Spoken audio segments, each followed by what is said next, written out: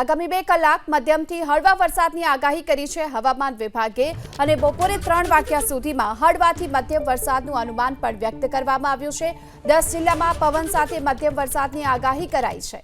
દમણ દાદરા નગર હવેલીમાં પણ મધ્યમ વરસાદ વરસી શકે છે। આ સાથોસાથ રાજ્યના 23 જિલ્લામાં હળવા વરસાદની આગાહી પણ કરાઈ। બનાસકાંઠા, પાટણ, મહીસાગર, દાહોદમાં હળવો વરસાદ વરસી શકે છે। પંચમહાલ, આણંદ, વડોદરા, છોટાઉદેપુરમાં પણ હળવા વરસાદની સંભાવના છે।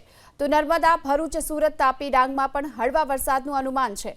બોટાદ, રાજકોટ, જામનગર, દ્વારકા, પોરબંદર, જૂનાગઢ, અમરેલી, ભાવનગર, ગીર સોમનાથ, કચ્છમાં પણ હળવો વરસાદ વરસી શકે છે। જોકે દીવમાં પણ હળવા વરસાદની આગાહી કરાઈ છે અને આ સાથે રાજ્યના 21 જિલ્લામાં ભારે વરસાદની આગાહી કરવામાં આવી છે।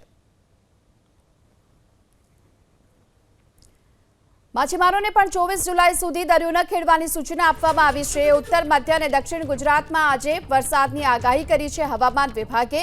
હળવોથી મધ્યમ વરસાદ વરસી શકે છે, જેને લઈ 24 કલાકમાં રાજ્યના 5 તાલુકામાં 3.5 ઇંચ વરસાદ ખાબકી ચૂક્યો છે।